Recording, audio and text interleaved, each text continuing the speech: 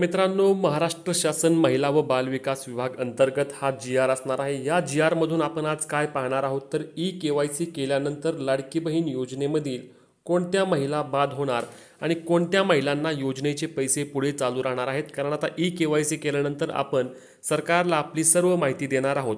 यामध्ये आपण पाहिलं की कालच आपल्या महिला व बालविकास विभागाच्या मंत्री आदिती तटकरे यांनी स्पष्टपणे सांगितलं की आम्ही योजनेच्या निकषांमध्ये कोणत्याही प्रकारचे बदल केले नाहीत। मग हा सुधारित जी-आर जो काढला होता हा सुधारित जी-आरच फायनल आहे आणि या जी-आर नुसारच आपल्याला समजणार आहे की यामध्ये कोणत्या महिला बाद होणार आहेत आणि कोणत्या महिलांना योजनेचे पैसे असेच पुढे सुरू राहणार आहेत। तर हा 3 जुलै 2024 चा एक जी-आर होता। हा एक सुधारित शासन निर्णय होता लाडकी बहीण योजनेचा आणि यावरच सर्व काही असणार आहे आणि या जी-आरची आपण आज सविस्तर पद्धतीने माहिती घेणार आहोत, जेणेकरून कोण पात्र होणार कोण अपात्र होणार हे तुम्हाला स्पष्टपणे समजणार आहे। कोणतीही शंका तुमच्या मनात राहणार नाही। म्हणूनच खरं आपण आज हा जी-आरची माहिती घेत आहोत। तर बघा हा जी-आर काय सांगतोय आपण खाली स्पष्टपणे माहिती घेऊया। तर बघा आता शासन निर्णयामध्ये दुरुस्ती आणि पहिला शासन निर्णय असं यामध्ये स्पष्टपणे लिहिलं आहे।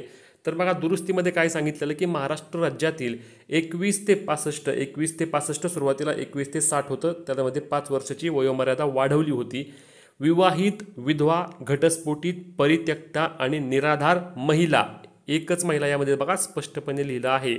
अनेकांचा प्रश्न होता की आमच्या घरात आमची एखादी बहीण आहे ती घटस्फोटित आहे किंवा आमच्याकडे एक विधवा आहे, तर त्यांना कुठल्या कॅटेगरीमध्ये धरणार? तर लक्षात घ्या त्यांना देखील या विवाहितच्या कॅटेगरीमध्येच पकडलं जाणार आहे आणि त्यासोबत कुटुंबातील केवळ एक अविवाहित महिला म्हणजेच 1+1 बरोबर 2च महिला जास्तीत जास्त लाभ घेऊ शकतात। त्यात विधवा असू द्या, घटस्फोटित असू द्या, परित्यक्त्या असू द्या किंवा निराधार असू द्या, ती जरी कोणती असेल तरी तिला एकच पकडणार आणि त्याच्यासोबत जिचं लग्न नाही झालं ती एक, अशा 2च महिला लाडकी बहीण योजनेचा लाभ घेण्यासाठी पात्र आहेत। यामुळे ही गोष्ट तुमच्या डोक्यात क्लिअर करा। त्यानंतर खाली काय सांगितलेलं तर बघा हे देखील मी सांगितलं तुम्हाला की राज्यातील विवाहित, विधवा, घटस्फोटित आणि केवळ एक अविवाहित महिला, नंतर वयोमर्यादा वाढवली होती 21 ते 65 केलं होतं। आता आपण मेन मुद्दे घेणार आहे, जास्त मुद्दे तुम्हाला या ठिकाणी घेणार नाही, नंतर आपली व्हिडिओ लांबत जाईल। त्यानंतर यामध्ये अपात्रतेमध्ये एक मुद्दा टाकला होता बघा, ज्यांच्या कुटुंबातील सदस्य नियमित कायम कर्मचारी म्हणून सरकारी किंवा उपक्रम, मंडळ, भारत सरकार किंवा राज्य सरकारच्या स्थानिक संस्थेमध्ये कार्यरत आहेत किंवा सेवानिवृत्तीपर निवृत्ती वेतन घेत आहेत। हा प्रश्न आपल्याला ई-केवायसी करताना देखील विचारला गेला आहे आणि तथापि 2.5 लाखांपेक्षा 2.5 लाखापर्यंत उत्पन्न असलेले बाह्य यंत्रणाद्वारे कार्यरत असलेले कर्मचारी, स्वयंसेवी कामगार आणि कंत्राटी कर्मचारी पात्र ठरतील। लक्षात घ्या म्हणजे काय आहे, 2.5 लाखांपर्यंत ज्यांच्या कुटुंबाचे वार्षिक उत्पन्न आहे ते आणि ज्यांच्या कुटुंबामध्ये कोणीही सरकारी नोकरीला नाही, कोणीही पेन्शन घेत नाही, तेच केवळ यामध्ये पात्र ठरणार आहेत। ओके, पुढचा मुद्दा काय होता तर पुढचा मुद्दा होता सदर लाभार्थी महिलेने शासनाच्या इतर विभागामार्फत राबवण्यात येणाऱ्या आर्थिक योजनेद्वारे दरमहा 1,500पेक्षा जास्त रकमेचा लाभ घेत नसावा। म्हणजे लक्षात घ्या यामध्ये संजय गांधी निराधार योजना असेल किंवा श्रावणबाळ योजना असेल, त्या योजनाच्या सर्व महिलांना या अटीमधून अपात्र केलं होतं। आता पुढे काय केलं सरकारने बघा, तुम्हाला काय करायचं आहे तर कागदपत्र कोणती सादर करायची होती, तर कागदपत्रामध्ये रेशनिंग कार्ड असेल, जन्मदाखला असेल किंवा काय जे तुम्ही सादर केलं ते सर्व सादर केलं। आणि नंतर सर्वात महत्त्वाचा विषय यामध्ये मांडण्यात आलेला होता की हे बघा सक्षम प्राधिकारी यांनी यामध्ये उत्पन्न दाखलाचा विषय बघा, उत्पन्नाचा दाखल्याची मर्यादा 2.5 लाख रुपयांपर्यंत ठेवण्यात आली होती। किती? 2.5 लाख रुपयांपर्यंत। आणि पिवळे व केशरी रेशन कार्ड असेल तर तुम्हाला उत्पन्नाचा दाखला देण्यासाठी यामध्ये बंधनकारक करण्यात आले नव्हते।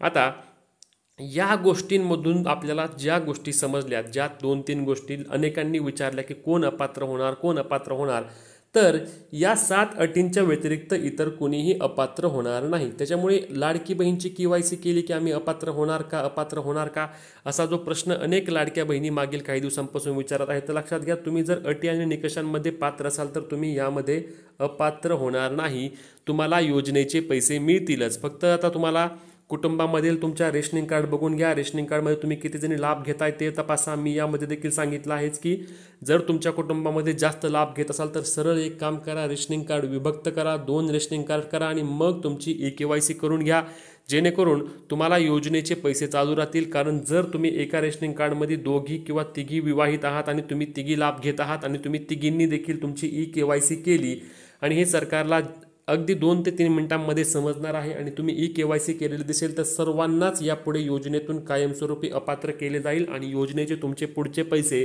दिले जाणार नाहीत। त्याच्यामुळे ई-KYC करण्यापूर्वी या बाबी लक्षात घ्या। तुम्हाला स्वतः देखील माहिती असतं की तुम्ही पात्र आहात का अपात्र आहात आणि पात्र असाल तरच ई-KYC करायला जा, अन्यथा तुमची ई-KYC जरी केली तरी देखील योजनेचे तुमचे पैसे मिळणारच नाहीत। आता याच्या पेक्षा वेगळी कोणतीही अट नाही।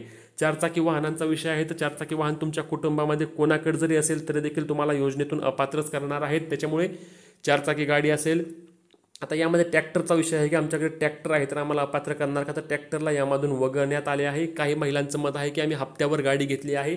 तुम्ही गाडी हप्त्यावर घेतली आहे का रोख घेतली आहे हे सरकार बघत नाही। तुम्हाला जर तुमच्याकडे चारचाकी वाहन आहे तर तुम्हाला योजनेतून पुढे अपात्रच केले जाणार आहे। आता याच्या व्यतिरिक्त तुमचे कोणतेही प्रश्न असल्यास आम्हाला कमेंटमध्ये नक्की विचारायला विसरू नका। तसेच ही महत्त्वाची व्हिडिओ जास्तीत जास्त लाडक्या बहिणींपर्यंत पोहोचवायला विसरू नका। पुढच्या व्हिडिओमध्ये आपण भेटणार आहोत, तोपर्यंत तुमचे प्रश्न कमेंटमध्ये नक्की करा। भेटूया पुढच्या व्हिडिओत, तोपर्यंत जय महाराष्ट्र।